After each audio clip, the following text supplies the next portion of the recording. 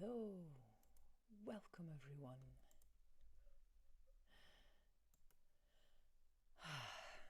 I'm so grateful to be here. I'm so happy that you're here.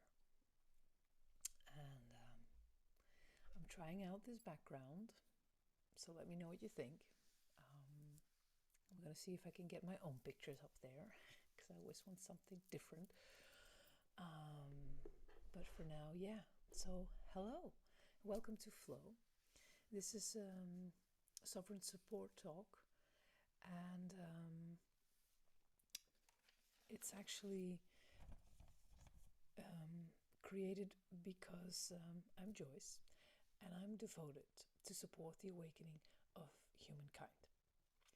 And I think it's really important at this moment in time for all of us to have access to guidance and tools for making this shift. And basically, I just want to share some inspirations and information for you to consider in support of you finding your own approach to this great journey. And now these talks will be available on a few channels for about 1 week. And then I might leave them there, or you might be able to get a download in return for a donation. I'm still thinking about that, but I'm pretty sure that I will start up a YouTube channel and I'll just put it all on there because, I just want to be supportive and I love doing this. What you can also do, though, is keep an eye out for classes or workshops around these topics that I give if you would like to explore them deeper or have the chance to exchange about them with other people. So that's some of the things that I offer on my website, www.shivaya.net. But all right, with all that said and done, here we go. And today's topic is anchoring in truth. To start listening to your own voice in a way and not just believe everything you're told, that you hear, that's been broadcasted, but that you start to also listen to the voice inside of you. Maybe not make up your mind as quickly anymore based on a few sources, because there's a lot of information available. And for this reason, it's also important to start practicing discernment. When does information resonate with you and when doesn't it, and why doesn't it? Doesn't it ring true for you, or doesn't it ring true in general, and why? What does ring true? You have to start feeling more what's going on instead of just going with what the general narrative is. And this is important because, my generation especially, I'm 46 this year, we've been literally raised with the idea that what is being broadcasted is news and is true and is there to inform us, and what the governments decide is for the best of the people, and it's to support economic growth and the people who have less, and we don't mind paying taxes because it's all being redistributed for the well of the country, basically. And we truly believe, want to believe, basically, that this is true because in an ideal world, it would be true. It should be true. It makes perfect sense. But unfortunately, we are not in a perfect world. And certainly the parties that are deciding for us, they don't really hold our best interest at heart. We wish they would. Sometimes it's even hard to believe that they don't. I mean, especially if we're talking about the ministers, of health and of security and whatever. They're all following agendas that are made up in a different place. And they don't necessarily serve what's best for us. And we've been seeing and feeling this on different levels and in different ways. We all have our different approach to life, and that is fine. I'm not saying we should all start to become conspiracy theory people. No. What I want is that everyone start to listen to their own voice, because you are an important part in the whole process that's going on in the world. You have a unique spot that only you can occupy, and you need to occupy it. But you can only occupy it from your own energy, and not from energy that's been almost projected onto you and that you try to fit into. It's the other way around. You project your energy out, and that fits into the whole in a perfect way if everyone does that. And then we get something called emergence. If we all just project our own energy out, just radiate it out, live from what we feel is right, it'll come together in a new way. And that's one of the main reasons why I'm actually doing these talks, because there is something new emerging, coming our way. And it's important for you to align to this, to get a feel for that new energy and see how you relate to it and how it makes you feel. And because it's going to get stronger and stronger, this new energy. And not just that, the old energy is not being supported anymore. It's like if you have to upgrade your computer, right? You have this Windows version, I don't know, what are we now? 5,307? And Macintosh is getting equally horrible with just having a new update every, 6 months? I don't know. It just seems to go so fast. I'm sorry. But so if you don't update your computer, then certain functions will start to fail. You won't be able to do certain things anymore. On your phone, the same thing.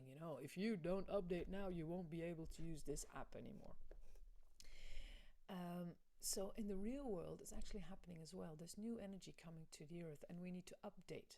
We need to upgrade ourselves. Now, this is an amazing and wonderful process that's been foreseen and pre-told for like thousands and thousands of years, and it's happening right now. All the strange things that are happening with the planets and the moons, and I'm sure you've heard it somewhere that people are saying, and there's this going on, and there's this energy, and the planets are converging and they're in one line, and this hasn't happened for thousands of years. That's also another indication, not really, but it's another level where you can see that that's really happening at the moment. We're actually living in very auspicious times, although it does not feel like that for most of us, I'm sure. And that's actually because we're also being held in this old energy, because not everyone wants us to become renewed and updated and upgraded. Yeah, but I'll go back to a little bit before. It's important to start to look at the world from your perspective. So you're going to start to see other things. Don't just believe what's being told to you, but go inside and see what resonates with you and what doesn't resonate with you. And then once you have this feeling, you can then open yourself up to experience what's real for you. And then you can go and look for information. Open yourself that the information will come, or talk to people that you trust, or get some more channels to get information. And always feel, like, just bring yourself into that inner silence and feel if it rings true. We all have intuition, and it's quite sharp.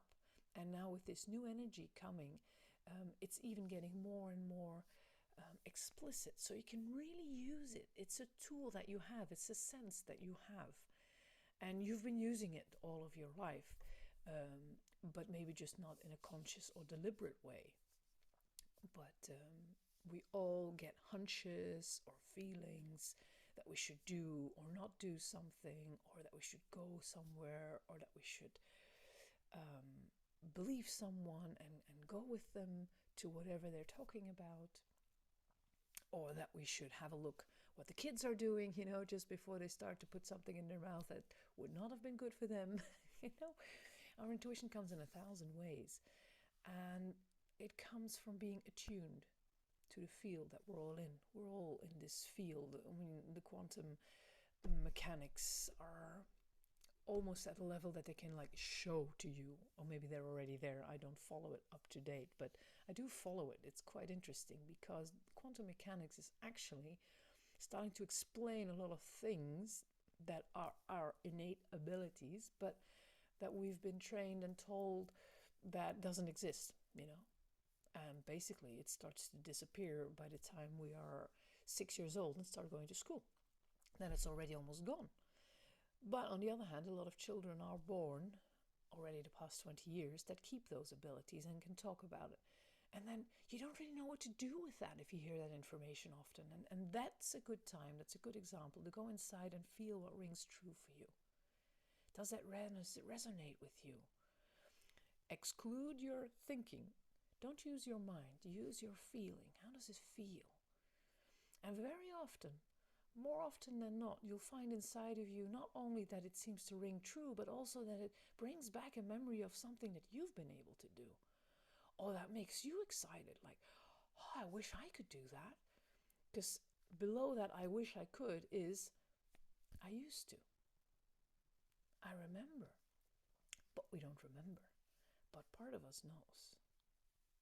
So it's important to start waking up that intuition, that attunement, and attune yourself to the new energy that is coming to the earth. It makes perfect sense to do that, because if you don't, some things are not going to make sense. If you keep hanging on to an old system, certain functions are not going to work anymore, like I was saying before. And this will make it really hard to move in the new world that is emerging. Like, we've been trained to think that everything kind of needs to stay in the same way, and then we're safe, Change is tricky, and we like to think that we're perfectly happy if things stay the way they are, if they are in a good place, And it's really hard for us to think about that things might change. And we've been trained like that. We've been literally trained like that. That holding on to our old patterns is safe. In our mental mind, it makes us feel safe. And the unknown makes us feel insecure, makes us feel fear, so we're not safe. And this thinking pattern has been taught at school and in the media and everywhere it comes, like, and now things are great and they're going to stay this way, And we all know and feel, but even know that that's not true. Accidents happen, jobs disappear, things just happen. Nature comes in and puts tons of water through your living room and, it just was renovated. And there you are. And you can't even live in it anymore at the moment. So what are you going to do? You can compare it a little bit like that. Like, you can hold on to your old pattern as much as you want, but the new things are coming. So it's wise to attune yourself to them so that you can flow with them. And I'm not saying you could have seen the water coming, because we don't know that much about what nature can do. And we've been allowed to build our houses in places that haven't flooded in 100 years, but the earth is what? A few million years old, or even billion years old? What do we know? What's possible, We might all be heading for a new ice age, and we'll have to move down south again, Who knows? It would make perfect sense. But even if it doesn't happen, something else will happen, because the earth is an amazing system and it changes all the time. And so we are part of the earth. We're made of this earth. Even if we're being taught that we are separate from earth, we are not. I mean, all the cells here that makes up my body, it's not new. It's been put together by billions of little pieces, put them into cells, put them into structures and organs in the end. But it's all made of material that's been here for as long as the earth has been here. So yes, we're integrally connected to the earth, simply even just in that way. And we are designed to be on this earth because we were born on this earth from our mother who was on this earth. So even if we have a divine soul, whether you believe that or not, we do have an earthly body. that is designed to be on Earth. And so it's designed to be connected to Earth and to be receptive to the Earth energies. So if there's new energies coming, you are attuned to it. But we've not been trained anymore to attune ourselves. So I'm not saying you have to learn a new skill. I'm saying you have to revive an old skill.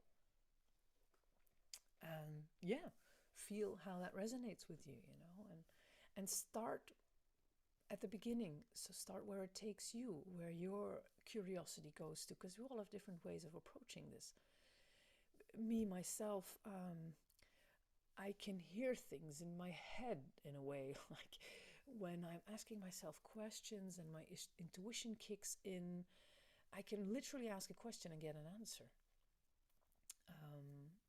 Now, this is not only related to feeling, this is also related to the fact that I believe that I have guidance, certainly from my own soul. So I think that the voice could actually just be me, speaking to me through my intuition. It's the same with kinesiology,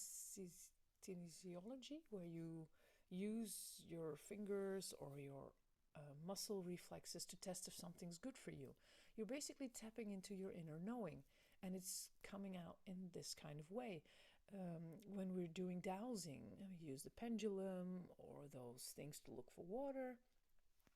Basically, we're tapping into our own intuition, and the instrument is kind of like the voice that is outing it.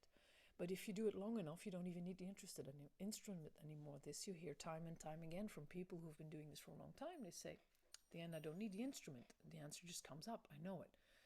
So that's when your intuition is sharpened. So these times are a good time to actually start doing that. Why? Also, because the energy is so strong that it actually supports the awakening of those senses. So it's actually a lot easier now than it was even 10 years ago, maybe even 2 years ago, but especially 30 years ago, So it's getting really easy to align yourself and to become more receptive than you've ever been before. And actually, it's really a good idea to attune to this new energy, because in this way,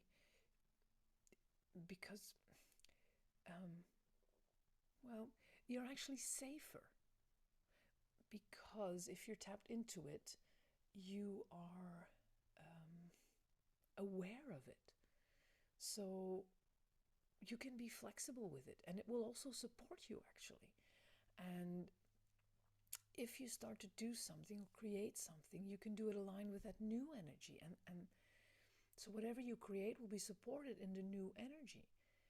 So it can go out into the world, especially because the new energy that is coming is one of cooperation and collaboration, and of letting the universal intelligence emerge through all of us by working together. And that's why it's so important, like I was saying before, that you hold your unique place, because it's designed that way. Everyone holds their unique place, like in those old watches with all the little radars and springs and everything. Like, each part is important to make the clock run. So the spring can't be a little wheel, and a little wheel can't be the pointer. No, they all have to be what they are. And when they then work together, something new will emerge. Namely, we can see what the time is. Not that I want to talk about time in this talk, because time is also an interesting topic in these new times. But just to show you that it's really important to hold your own space. And if you're attuned from your unique position, then you're as safe as you can be, because we need to be flexible. Things change all the time, as we all know. And it's actually fine. We're equipped to deal with it. We're not equipped to deal with it if we keep holding on to the old structures. Be aware, we try to adapt to the new world and the new energy using old patterns. It's not going to work. It's like the computer update. If you want to use new features, but you still have the old program, it's not going to work, might work a little bit, but it'll get stuck or strange things will happen. It doesn't work. You have to be in the new energy, in the new thinking, in the update. And there you can create, but from the new patterns. And the new patterns are not here yet. They're coming. They're coming as they emerge through us. So you really have to align to this new energy and create from that. And we're going to create it together. You don't have to do it alone. These times are gone. That we live in the illusion, because it always has been an illusion. Now we have to do things alone. We don't. And not just that we don't, but we can't. We were meant to co-create. We're not meant to have one leader and like 10 people following him deciding what's going to be good for us for the next 5 years. It made perfect sense at some point, I'm sure. But in the new energy, it doesn't make sense anymore. What does make sense is that we all hold our own sovereign leadership inside and cooperate with each other. And of course, we'll still have leaders, but they won't be in the same way as they are now. And we all will be leaders if we want to be at a certain point, and then, or in a certain task, and we'll still have community councils and all that, I'm sure, but in a different shape. And I don't know this shape yet, and you don't know this shape yet, but together we can emerge that shape. But first we need to align to the new energy. So that's basically my whole point. We need to align to the new energy, so then we can start to create new patterns, new ways of dealing with things and with each other, but it always starts with yourself. That's the work that we're doing right now, because the energy is coming to the earth right now. You can feel it, but maybe you don't know what it is. And you don't have to go 3 steps ahead and already start to think about, what am I going to do? What am I going to do? What we need to do? What are we going to do together? No. You breathe in deeply. And you go into your heart and into the silence of your heart. If you don't do anything else but that, that's already so much. Because in that silence of your heart, that's where you will find not only you, but everything else.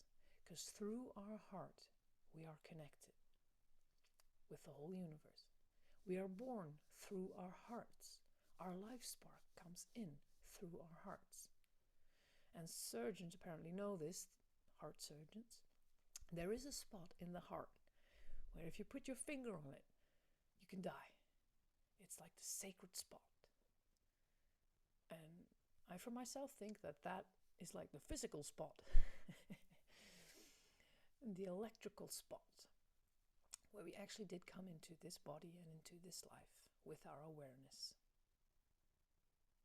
But that's for me to believe. You don't have to believe that. I mean, that's fine. We all have our own view and our own interpretation of things. And the key word in this is our own, not somebody else's, not necessarily what we've been taught. Start to explore your own feeling. Because I say you go into your heart, right? So in your heart you feel. And the mind is a great tool. I love the mind. But it is a servant of the heart. It listens to the heart. And it's not just a servant of the heart, actually. It's also a servant of the gut. We all have a lot of issues with our health for 1,000 reasons. I'm not going to go into that in this talk, but that will come. But so they found that there's a lot more information coming from our gut going into our brain than the other way around. So our brain needs all that information and it computes it, and then it sends a signal back to regulate something or to make something stop, or, we are an amazing machine, by the way.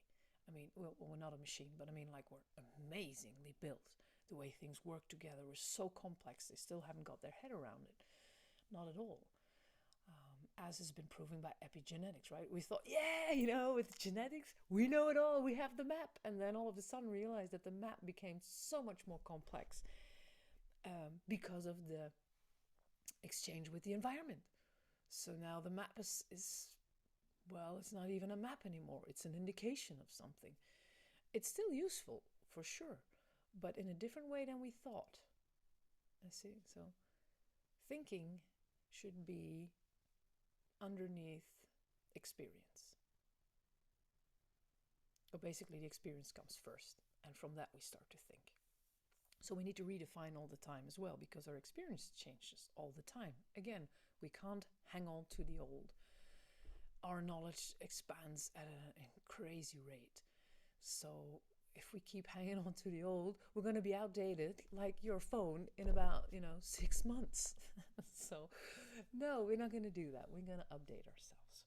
And yeah, that's one of the reasons why I'm doing these podcasts. And I'm so excited to be doing them. And I'm going to see, because there's still a lot that I want to talk about, where we are. Okay, with ourselves. That's where we are. That's where we started. You have to start with yourself. And you have to really own yourself, because you are the base to go and interact with others. You can't co-create. You can't be a part of that big watch if you, the part that you are, isn't properly defined and functioning. So you have to start with yourself. And that comes with also knowing yourself, knowing your tricks and your treats, your triggers, your sensitivities. How do you deal with yourself? What's important to you? What's delicate for you? What's difficult for you? So you can handle your emotions. But also honor your aspects, So maybe you have a lot of energy. That's great. But just make sure that you're in a situation that you can channel that energy into the right places, so it doesn't bother you, and it can be of support for this new that wants to be created. We're going to need a lot of energy. Now, if you have too much energy because there's blockages, or because you've been drinking too much coffee or whatever, then maybe it's a better idea to change some habits so that your energy can stabilize and become natural, become your natural intensity, and then use it from there. I'm not saying you have to stay the way you are. I'm saying that you have to get to know yourself and get to know your baseline, and know how to navigate yourself as well. Know what your body needs and give it to your body. Well, we've been trained to work a lot. So for me, for example, it was really hard to go and sit down on the couch and read in a book or a magazine for maybe even 15 minutes in between doing things. It's the hardest thing ever, because we're like, yeah, but I still have to do that and that, and I want to do that and that, and then it's done, and then I'll go and sit down. So that's what I used to do. So I sat down on the couch around 10 o'clock in the evening, completely exhausted, and I could sit there for an hour and a half and still not be feeling rejuvenated, and I'd just go to bed feeling really tired. So nowadays, I take 15 minutes in between to just sit. I don't even read anything. I just sit in the sunshine, or I listen to some music, natural music, and I just relax. Oh my God. And in COVID, actually, that's the best thing that happened to us in this department is COVID, because all of a sudden our life was put on hold. You couldn't even leave the bloody house. So all you could do was sit around. And that was horrible. And especially the way it's been handled. I don't agree with that way of handling things. But what it did do was give us time to sit still. And it gave us peace. Now, if you were really into the fear, because of many reasons, that's definitely possible. You were really fearful, then I'm really sorry that happened to you. I'm not saying that was a great time for you. But even I do hope that in all that fear, you did find some time to just be with yourself and experience that. And if not, if you're still in fear right now, please take some time to go and sit and set your mind to peace. Because if you're fine now, you're going to be fine in 10 minutes. So you can take these 10 minutes to release all the fear and just be fine for 10 minutes. You won't believe what it'll do for your body, for your energy. You owe it to yourself to give yourself this bath of peace, even if it is just 10 minutes a day. It's really important. This is self-care. Now, everyone needs different things, but we actually all do need to have some peace and quiet, because you can keep yourself occupied by running around, but your body is not relaxing, because we still have a body. We're not just a mind, we have a body, and the body needs to relax and needs to be able to connect. So take off those shoes, take off those socks, and walk around on grass, on sand, on whatever you feel comfortable with. Even if it is just wooden floorboards, or maybe tile, can be cold, but if you like that. But please do take off those plastic shoes and take off those synthetic socks and just walk with your feet on natural material, which is very nourishing for your body. It's grounding. It releases negative energy. It takes or positive energy. I think the positive energy is what you want to get rid of in physics, right? And you can charge yourself again and get that good counterbalance energy. So you're going to feel more at peace. So get to know yourself. Take care of yourself. That's really important. Also, it's important that you know how to hold space. It's linked to the peace. Then you're holding space for yourself, but also for other people. To just sit with them. You know, we've been trained to always have answers for everything, and we want to help people. But actually, one of the ways you can help people the most is by just holding space. Listening to them, but not giving answers, just listening. Witness what they're saying, hear what they're saying, acknowledge what they're saying, and not give advice how to get out of it. You know, when you have a problem that you know how to solve, but it's emotionally painful, when you talk to someone, you don't want them to come and say, oh, but you know, and maybe you can, nah. You just want them to listen and say to you, oh my God, that's tough. And then we're happy because we've unloaded, we've been seen, and we can move forward. Of course, if you actually need help, it's nice if there's someone to help you, but about holding space is just about being seen, about having a place where you can be yourself. That's why we value our friends and our family often so much, because that's a place where you can just be and talk and be heard. And you know they won't be able to solve your problems. And you know, if you have 3 kids and a job, there's no way your parents will be able to solve that for you, except maybe babysit, you know, which is great. But if you can just talk to them about it, how hectic the week has been, and how you feel you need to change something, and they just listen, and they say, that's tough. Yeah, maybe you're right. Maybe you should change something. Well, they shouldn't actually give advice, I'm sorry. But so they're just holding space for you, and then while you're talking to them, new solutions might come up. Or they might say, oh, hey, hang on, I've heard of this really cool place where you can, and they'll give you some advice. I'm not saying advice is not what they should do. But first and foremost, you need to have a place where you can just be listened to. And it starts with having a place where you can just listen to yourself, and then have someone who can listen to you, or be someone that listens to others. This is all important because we're social beings, so we actually love doing that. But not use the brain, not come with advice. No, just listen. At first, just listen. And being listened to also does something to your body, because you come into attunement, like your heartbeats will start to align and stuff like that, and you'll actually start to calm down. Things won't seem as bad anymore. If you've talked to someone afterwards, you feel so much better, even though the situation hasn't changed at all. Why do you feel better? It's not just because you've talked, it's also because you co-regulated, because your body was able to sink a bit deeper into peace, come out of that stressed state. So we can be very supportive for each other, especially also in these times. Nature does the same thing. You go out in nature, it'll co-regulate you.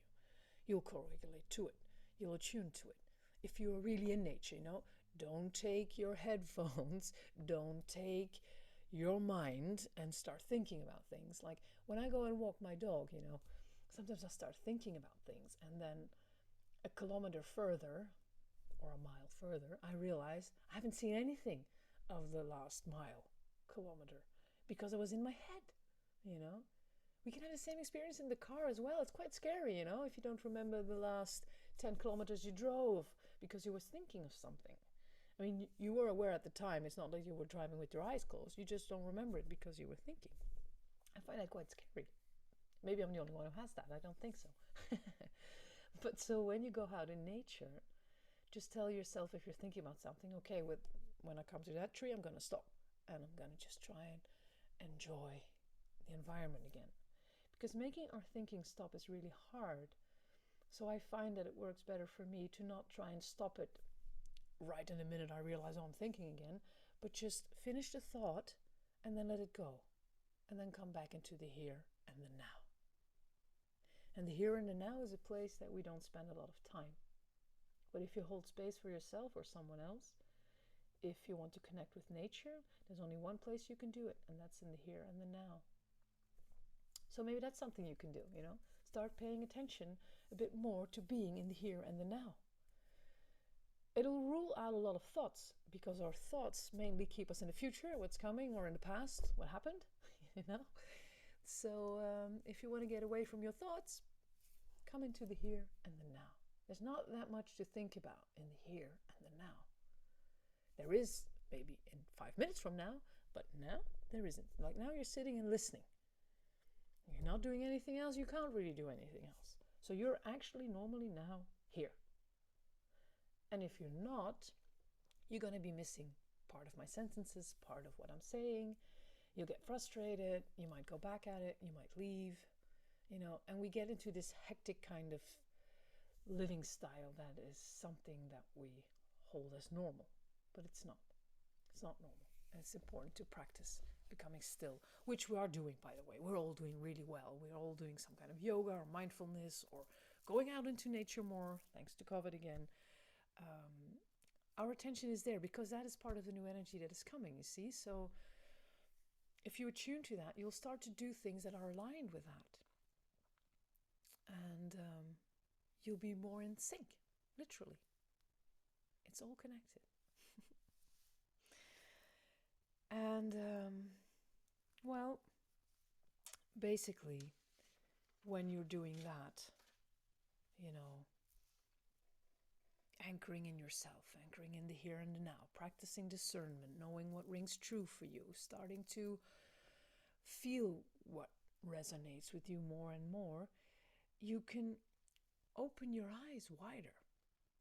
And you'll get a more inclusive view of our world. And you're going to stop following things blindly. Because there's a lot of information available, and you just have to make up your own mind and practice discernment, using your feeling, your intuition. What does your heart say? How does something feel? And be able to connect to the silence inside, also when you're thinking about things. Because, when you make this heart connection and you're in peace, you're not in the mind anymore. And you're anchoring really in yourself at that moment, and you're practicing sovereign thinking. And that's what's important at this moment. And what's linked to that, actually, and that's what I want to talk about now, is that we actually have a cultural deficit. I really like this word. They already were talking about the natural deficit, especially our children. We're not in nature anywhere near enough. But we also have a cultural deficit. And basically for me, that means that there's a lack of nourishing, supportive, connected culture. We live in a system. We don't live in a culture. And I'm talking now for most of contemporary cultures. There's still indigenous cultures who live in a culture and not in a system, and who have a lot of trouble when they have to start living in a system. Me, I'm from Europe. I don't even remember my indigenous times because, it's at least 1,000 years ago, I think. What we tend to forget in Europe is that we've been colonized. Like, we know that the Indians in America have had horrible things happen to them. And we even know what those things are. And we can name them and we can shame them, saying that that's horrible that happened. And it is horrible that happened. And then they're saying it's the Europeans who did it. And that's actually true. A lot of people came from Europe and started acting in horrible ways. But what we forget in that is that those Europeans were also victims one time. And actually the indigenous cultures know this. They know that only hurt people can hurt people, But it's true, we forget this. We've had witch hunts, you know, we remember that. But it's in a, I don't know in what way we actually remember it. Is it folklore? Is it like, oh yeah, but it's not embodied remembering. I mean, there were women being burned and other people were watching it. I mean, could you imagine listening to someone screaming while they're being burned? I mean, I know we have a lot of horrible things on television, and maybe some of us are actually able to still do that. But for me, I would want to shut my ears and run away. And if I would ever hear that sound, I don't think I would ever forget it. This is what people who have been in war say. The things I've seen and the things I've heard, I'll never forget. They will haunt me for the rest of my life. Well, a lot of those things happen to us, but we just don't remember them anymore. They're not being held in our traditions. In a way, I'm even grateful that I don't remember those things, but they did happen. A lot of things happened. We've had a lot of wars, a lot of famine. We had a beautiful pagan culture. I mean, we still have remnants of the Celtic and the Gaelic, and there's many more. I don't know a lot about this. It does interest me, but I think a lot of the information has been lost. But certainly our awareness has been lost, that we are actually rooted to the land and to each other in a cultural way that supported us, that nourished us, that took care of the earth, that provided for us in a way that we didn't have to fight with each other. And we flowed. We were matriarchal at that point. I'm not saying that that's the best way to be, but I am seeing that the way that we started living in patriarchy didn't bring us what we actually need.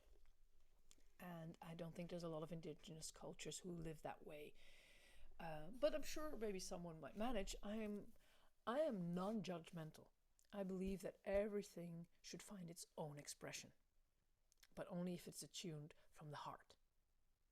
So not an expression that we've been taught in school and then we start to do that. And that's basically why I'm saying we're living in a system, because that is what happens. You know, we follow the rules. And it provides us pathways that are aimed at maintaining this system. And it's like there's a control that is underlying it all. And this control makes sure that we stay on those provided pathways, that they're being maintained, that we follow the rules, and that we stay in the system. Whereas a culture, there we would follow awareness.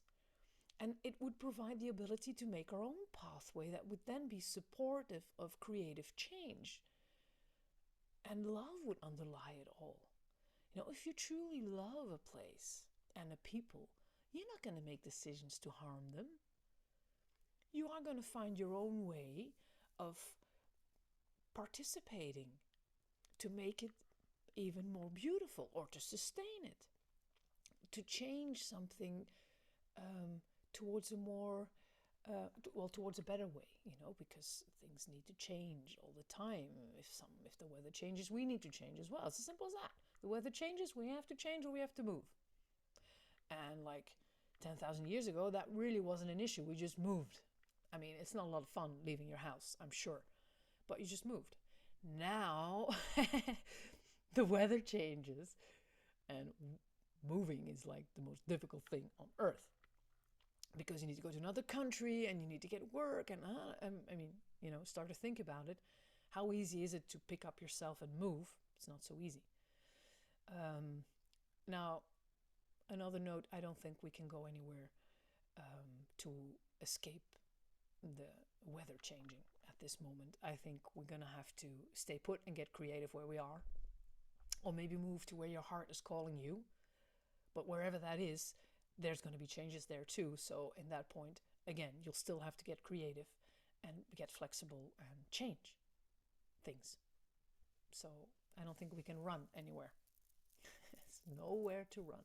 But that's a good thing, because it stimulates our creativity. It'll bring new things into the world that we couldn't even imagine at the moment. And we can't imagine them alone. We have to do it together. It's called co-creation because the universe has emergent properties. It means that if we come together, the whole is more than the separate parts. Something will come out of we couldn't have thought of on our own. And that's really important at these times, to be well aware of that and to start living that. Yeah. And so then it's important at that time to realize that we are actually embedded in a system and we're being guilted into believing that we need to adjust our behavior. And it might seem contradictory to what I was just saying before, but if you're going to stay in a certain system, there's nothing you can change. So it's an illusion to say that you have to change your behavior in order for the whole world to get better. That's not the case. It's actually the other way around. The system has to change. And how does a system change? Not by trying to maintain it and work within its boundaries and its limits, because it is at its limits. If it wasn't, it would still work. It doesn't work, so it's at its limits. And you can't solve a problem at the same level as it was created. And that was actually Einstein, apparently, who said that. You know, he was quite a smart man. But so anyway, so we need to go to a next level. You can't do it from within the system. So then the only thing that is left is that it has to come from us, who are in the system, to get out of the system and to co-create something new. And I believe that that's not wanted by the ruling parties of this world. I think they want to keep us in this system. But it's not possible because it's old energy. So it's exciting times in the way that the old energy is not sustained anymore. It's just not. So no matter how much those forces want us to stay in the system, the new energy does not support that system. So it will crumble. The question is not if, it's when, you know. And you'll be a lot safer if you're attuned to the new energy and already start to create things from the new energy than if you keep yourself stuck in the old energy, following the system rules, hoping that the system will hold up. Because it won't, it can't. The new energy is already here. The old energy is just dissolving. It's just a matter of time. And I don't want to frighten you. I want to encourage you to not shun away from it in fear, but to actually embrace it, this new energy, because that is the way to change. That's where things are going to change. Not in the old. They can't. It doesn't work. It's at its limits. So it's actually far worse to try and maintain the old system and hold rigidly to its patterns. You have to release it lovingly, you know. It served the purpose. And it certainly has done good. It wasn't all bad. Nothing ever is all bad. But now it's done. And we need to release it. No matter what some parties way up want, you know, there's always someone going to be wanting something that's not good for the rest of us. If we don't really listen to them, then they can just go and experience that on their own somewhere until they come into their hearts and say like, okay, no, I'm ready now to go and do something together. And until then, you're absolutely free to do your own thing. You just can't harm others.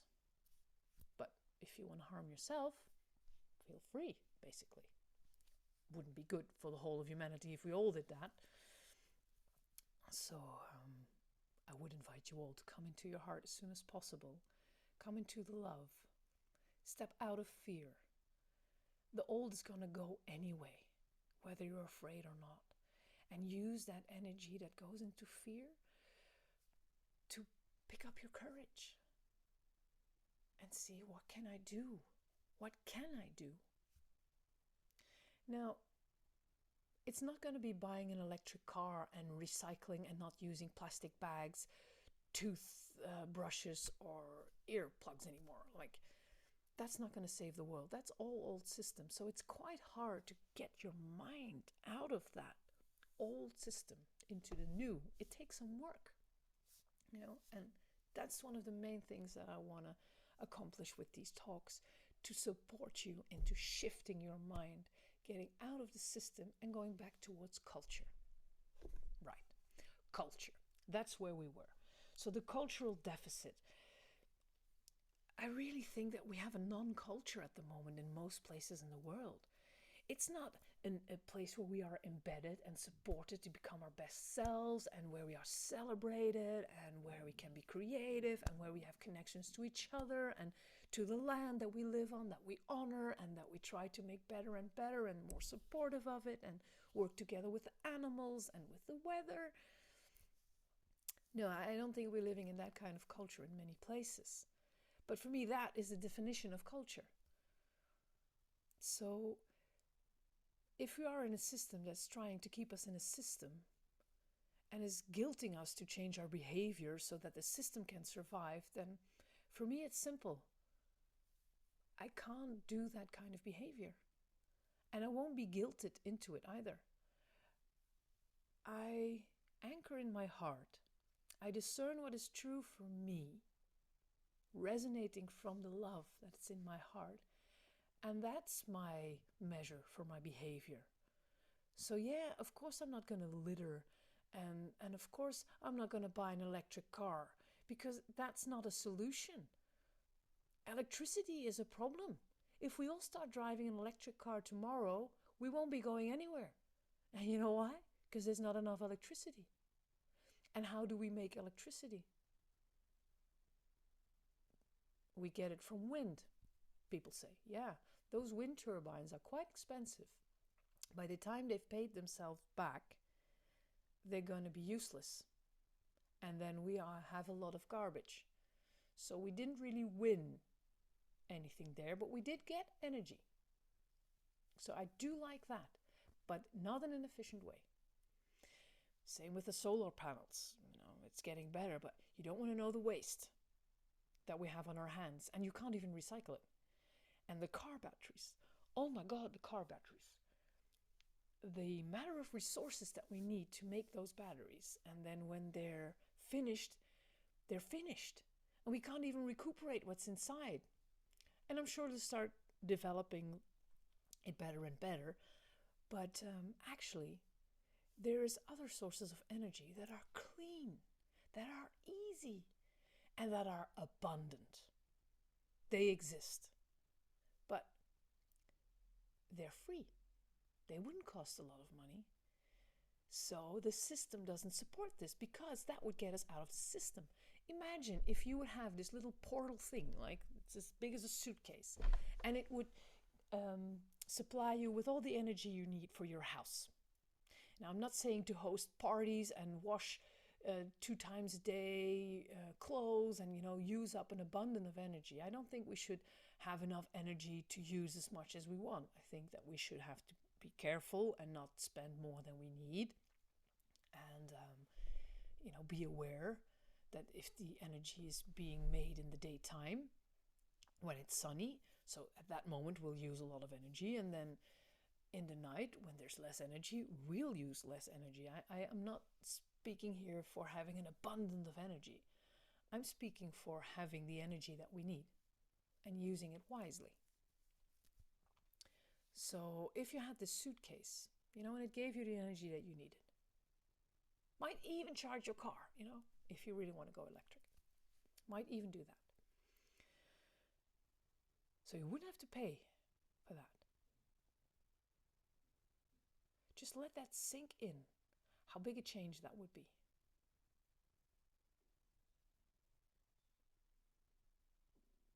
I'm not even sure my mind can grasp it completely, and I've thought about this a lot, because I'm actually waiting for my suitcase to arrive. You could move your house easier because you'd have electricity to go with you. So if you arrive in a new place that is not connected to the grid, you can just connect it to your suitcase, And I know I'm probably simplifying things at the moment, but that's what we do. We will simplify things to make them easy and useful, so because our nature is to be independent. But independent as in able to take care of ourselves and each other. We don't need a system to do that. At the moment, we need a system. When that volcano exploded in Iceland, We didn't have food in our stores after a few days because the planes couldn't fly. It, it, it, I don't have words for that. It's so absurd, you know.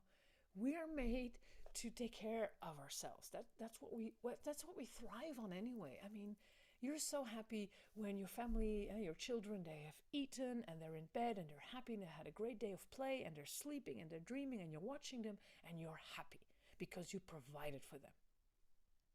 That's one of our main drives. Provide for each other, not just our children, our friends, our family, our community. We want to support them to thrive. We can't do that in our system. We can do it in limited ways. And that's good because otherwise we'd probably all go insane. But that's one of the reasons why many of us are struggling so hard, because there's so little things you can do that actually make sense coming from a human perspective. Not coming from a robotics and slavery perspective. We can do many things, you know, we can entrench ourselves, we can go do our job, get our money, spend it on our house, spend it on everything, and just be in that loop, keeping ourselves occupied, zoning out. Not human. No, slavery. My opinion, that's slavery. Being human is being in a culture that supports you to find your own way, and in your own way you will then support the community. You will create, you will co-create, you will be nourished, you will belonging. You need to belong. Doesn't even have to be to a physical place, but just to a community of people. Like, you can still feel connected to people you met 20 years ago, even if you don't see them anymore, except maybe at a reunion. But when you meet them at that reunion, you feel a connection as if it was yesterday. So that's belonging. And that's what we need more than anything. We need to feel, to belong. So yeah, how did we get to belonging? By starting to feel, to discern what's true for you. Starting to see reality in a different way. Changing your awareness. Looking at this culture of ours that is actually a system keeping us prisoner. And start to feel your way out of it. You know, surfing the new waves of energy that are coming to the earth. Start to co-create different things. And then those are simple little things, you know, just start up a garden with a few people in your street. Pick the best plot, you know, and just go for it. And you'll have free veggies. Okay, you'll need to buy some seeds and maybe a little bit of compost if you can't make it straight away yourself. And might have to take a course. You get some tools. And it's work. You know, you have to get your hands in the dirt. Usually that makes us happy. And if nothing else, it grounds us. And it provides us with food. So we've provided. We do it together. We have a sense of belonging. And we're a little bit more independent. So if there's no food in the supermarket, at least we'll have a little bit of veggies, depending on how big your garden is. We all have to work usually. We don't have that much time to do a garden. That's why it makes sense to do it together. Get some older people in there. They have more time. They might not work as fast, but they have a lot of skills. And actually, they might even work faster. I don't want to talk down. No. And get some kids in there, you know, and have them run around and come and say, Mom, look at this bug, you know. They'd be like, oh my God. Oh, that actually is a curious bug, you know. Don't be afraid of bugs. They are a lot more afraid of you. Just change your perception. And if you don't want them up close in your face, that's fine, but don't make your children afraid of bugs. We don't even have that much bugs anymore, you know. A bug becomes like almost a rarity. I went looking for bugs when I found this hurt little bird and I wanted to give him some bugs. It took me a long time to find some bugs. We have to stop spraying against the weeds, you know. Weeds don't exist. Bad gardening exists. But then we lost the knowledge of how to maintain a garden. And our elders might still know it, you know. So get them into your garden. Yeah. Okay. So the real change comes from changing your awareness. So if you want to change things in your life, no matter how small. Change your awareness first. And one of the very first things that I would recommend is connect to your heart and sit in the silence and listen. Connect to your body, sit in silence and listen. Connect to the earth, sit in silence and listen and feel. And when you can do that for yourself, do it for others. Role model it. Teach it to your children. Do it for that good friend of yours who's feeling so bad. He says, come, we're going to just sit. Just be quiet for a moment and sit. Feel the sun. Smell the trees. If you're in a forest. Yeah, if you're in a forest, smell the trees. You can actually smell sunshine even. Take some time to do those simple things again. Please take off your shoes, your socks, and let your feet feel the earth and the grass.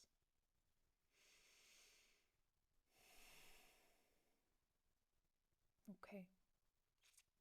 It's been an hour. I still have a lot I want to talk about. But actually, I'm going to stop now and let you behold it all and let it sink in. And I'll just do an Anchoring in Truth Part 2, where I'll be talking a bit more about reality and what it's like to be human. Yeah, I'm gonna stop now. It's been a real pleasure being here. I really hope this has given you some inspiration, some courage, some vision of what your next step could be in this chaotic time that we're living in, to anchor deeper to yourself, to find support in that, to feel the peace of your heart, where there's strength and courage. And I thank you all for the hard work you're doing, my brothers and sisters. These are such hard times and you are amazing. Don't worry. Don't give up. Just connect to yourself, to this amazing earth and to each other. And we're going to co-create something new. It hasn't been seen for a long time. It's all going to get better. But the only way forward is through. To create something new. We're going to upgrade, release the old, and embrace the new. Thank you.